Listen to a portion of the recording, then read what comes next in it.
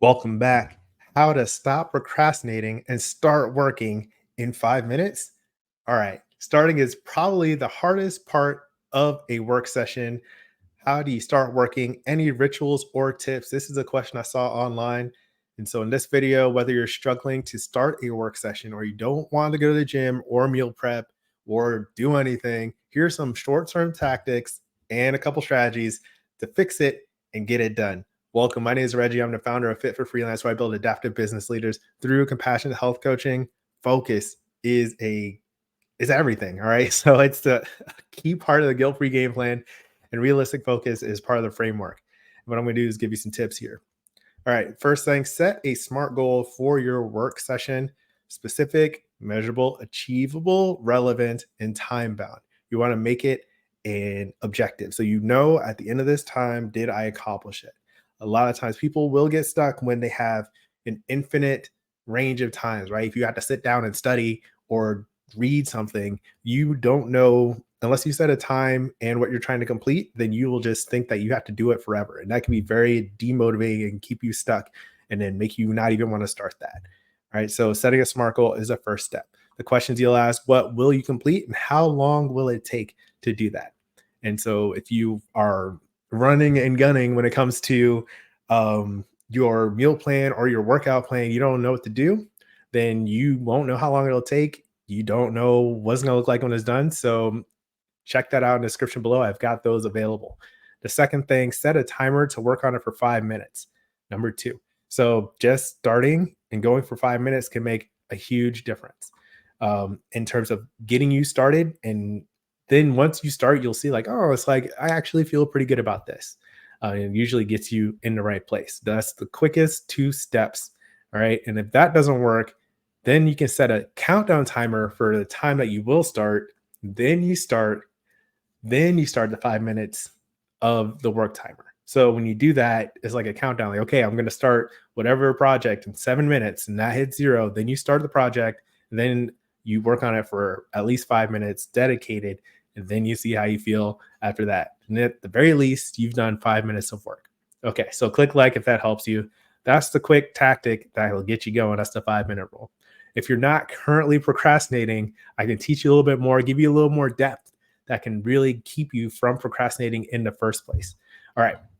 Strategy. If you're having a hard time with those tactics I just described, assess whether and why the work you do is important to you. So if you don't know the purpose, or if you don't have a clear vision of why you're doing whatever you're intending to do, then it's going to be a lot harder. You're going to get stuck because you're just like, I don't even see the point in this, right? So you have to connect the activities that you're doing, the tasks, whatever it is, to the bigger picture of what you want your day to look like, your week, your month, and ultimately, the healthy, fulfilling life of your dreams.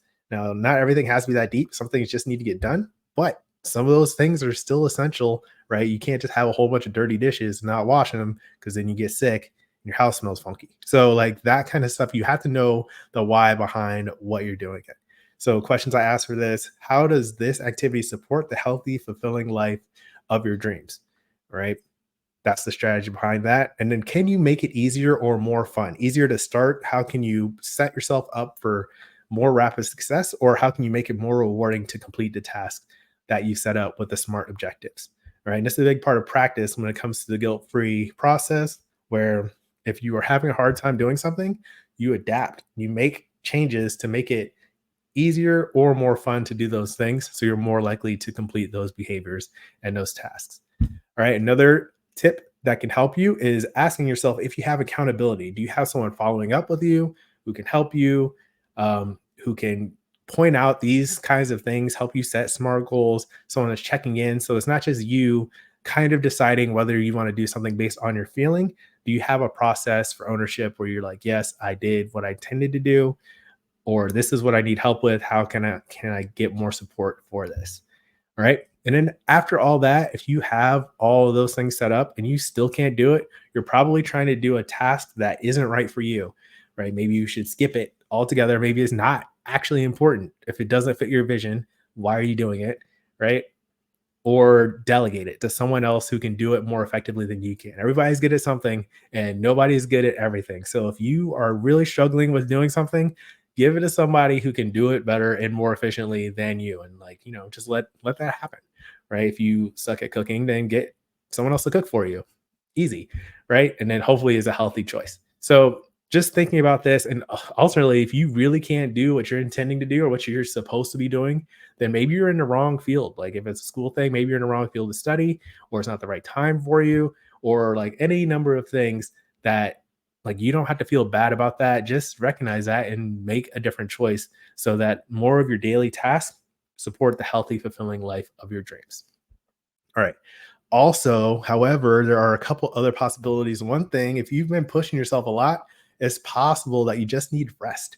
Or even if you were just up late or doing other things all night, there's a good chance you just need rest and you're a little tired. So you can't make great sound decisions in that particular moment, or you feel like you don't have the energy. So take some rest if you need it. Don't just like be on your phone or doing other things. Like genuinely rest and relax, enjoy yourself, listen to some music, whatever helps you calm down. So that way later you'll be able to do the thing that you intend to do without procrastinating it. All right. And then finally, the last tip I have, maybe it's burnout. And this is a big thing that sneaks up on entrepreneurs, people who are trying to do a lot of things, you're trying to accomplish a ton of stuff. You might be having symptoms of burnout, and then that makes everything harder for you. So I have a burnout assessment test. I'll link that below so you can check it out. It's an easy way to measure your stressors and look at some items that can help you correct that. So you're not as stressed and you can actually do the things that you need to do that build confident ownership of your path to freedom and fitness. All right. So click like if this helps you understand procrastination a little better. Now, there's a whole process that goes behind this. I won't get into that, but I can talk you through that if you send me a message. All right. And next, if you're snoozing alarms, skipping workouts, not meal prepping, and generally not doing the good things that you intend to do, I have a video on how to make it easy to follow through with your plans. You can watch that next. I'll put it up here, how to follow through with your goals without forcing it. So that's today's message. That's how you stop procrastinating. Let me know. Does this help you? As always, keep practicing. Peace.